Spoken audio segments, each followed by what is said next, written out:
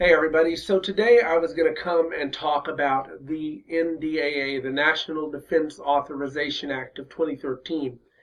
Now, for those of you who know, there was a lot of debate around the NDAA 2012. It's a bill we really pass every year, but it has to do with military funding, and more recently there have been clauses in the 2011 NDAA to be able to snatch and grab American citizens, to be able to disappear them without trial, and we really don't know what happens after that. We really don't know what happens when an American citizen is disappeared. And of course, we have the continued belief by the president that he can kill anybody, even American citizens. And so the 13 NDAA really kind of it's the same old shit as before. It's more of I can kill you if I want, and the entire world is the battlefield, and we can disappear Americans and that type thing. But the two things in it that really concern me even more than all that, I guess, because that's become old hat at this point. I mean, it's kind of funny that we've gone ahead and we've accepted that our president thinks that he can kill us and that he can have us just disappeared. But it has become kind of old hat. And the new provisions in the NDAA that bother me, or the provision or the section that actually has to do with war with Iran. There's actually a section that deals with drawing a red line in the sand about where we will go or when we will go to war with Iran, and directs the military to begin preparing for that. And it's all around, of course, the enrichment of uranium for a nuclear program, which the Iranians say is peaceful. We say is to build a weapon to attack Israel, and we have this big giant standoff, and we believe Iran's a threat, or we say Iran's a threat, even though it's a tiny country that's basically surrounded by our military bases. So it couldn't do a whole lot, even if it wanted. But it is now U.S. foreign policy, basically, and the Huffington Post has a great article about this, to go to war with Iran at some point. It's a given. It's not if we're going to go to war or if we're going to be able to negotiate this via peace, but it is that we are eventually going to go to war, and here are the parameters that we're going to go to war under.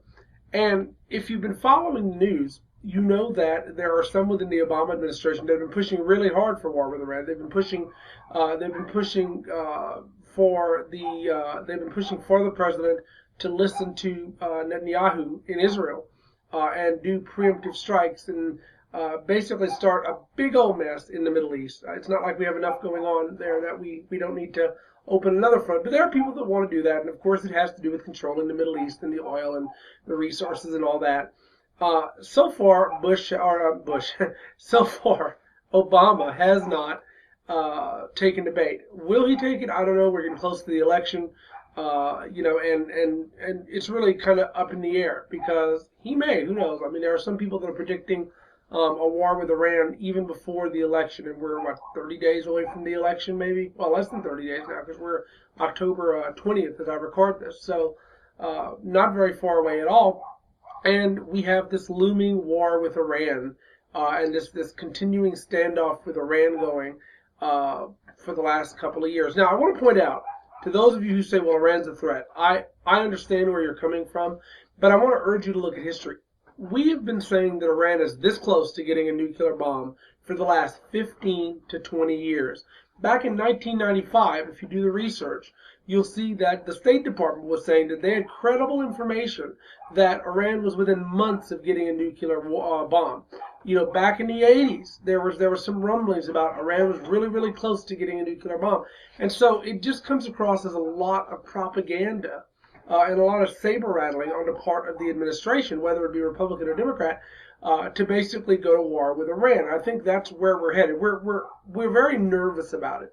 We know that a war with Iran is not going to be an easy thing. We're not just going to walk into their country and take over like we did in Iraq. We're not just going to fly a couple of drones and beat people down into silence like we're doing in Pakistan. Iran's going to present a huge, huge threat to us, or a huge, huge challenge to us. They won't be dominated that easily. And, I'm probably going to get a lot of heat for saying this, but I'm glad they won't, because it is time that American imperialism stop. We are not the police of the world. And we have absolutely no evidence that Iran wants to use a nuclear weapon against Israel. We have Israel saying they do. We have Iran saying they don't. Now, granted, the president, Mahmoud Ahmadinejad, has said, a couple of times that Israel needs to be destroyed. But if you even look at that, a lot of times what he was actually saying was the current administration of Israel, the current leadership of Israel needs to be destroyed, needs to be dismantled.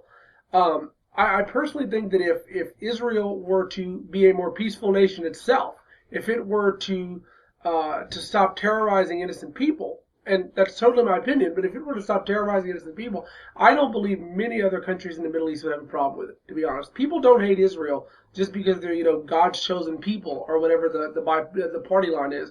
People hate Israel because they've shown to be an aggressive neighbor in the Middle East, and they've shown to be a neighbor that is willing to use its bully power, largely due to its allies or its ally ties with the United States and other large countries, to throw its weight around in the Middle East to get what it wants, and it's time that stops. And so, I'm not saying I don't support Israel. I'm saying that I think that we need to reevaluate our support. It shouldn't be unconditional support. But anyway, back to the NDAA.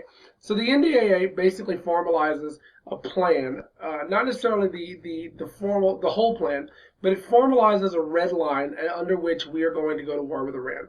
It also, like I said, continues the clause for indefinite detention of American citizens and a whole bunch of other really scary stuff that we should be really concerned about.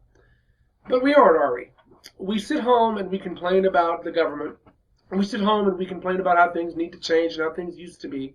But we're not really willing to get out and go and change things, are we? We're not willing to even call our congressman in some cases. We're not willing to go and protest. We're not willing to put our asses on the line whenever things really need to change. Yes, things do really need to change, I agree. But how willing are we to really make those changes? And that's really what this video is about. I am 100% against the NDAA. It petrifies the shit out of me. Because it means that journalists, it means that ordinary people like you and I, it means that citizen journalists, which really don't enjoy a whole lot of protection in the courts anymore, can be disappeared. Those laws can be used against us, any of us. And if you don't think it could be used against you, think again, because anything you say on the internet, anytime you complain about the government, it's up to interpretation. Some bureaucrat in Washington can say you said something that is anti-government or that poses a threat to the country's security. And there can be a knock at your door one day, in the middle of the night maybe, and you can be taken away. And that should scare the shit out of you, really. It should. And it does. But not enough to get you to get off your butt and go and actually do something about it, does it? So here's what I'm saying. With everything we've discussed in this video, mostly Iran and, of course, the NDAA, where are you willing to draw your own red line? Where are you willing to say enough is enough? What's going to get you off the couch and into the streets? What's going to get you into your senator or your congressman's office?